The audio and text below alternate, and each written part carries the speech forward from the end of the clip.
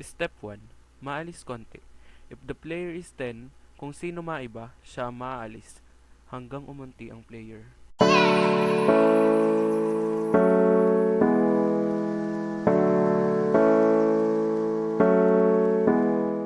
Step 2. Maiba taya. Kung ang player ay 3 na lang, kung sino ang maiiba, siya ang magiging taya. Step 3. Kung sino ang magiging taya, siya ang mapupunta sa gitna upang talunan ng mga player. Step 4. All the player will identify their chosen leader. Step 5. Once they identify their leader, gagayahin ng players ang gagawin ng leader. For example, sa level 1, tumalon yung leader sa taya ng may pawaki. Gagayahin ng susunod na player hanggang mayari ang lahat ng tumatalon sa taya. Step 6. Level 2 of the game. Nakaluhod ang tuhod at kamay ng taya. Step 7.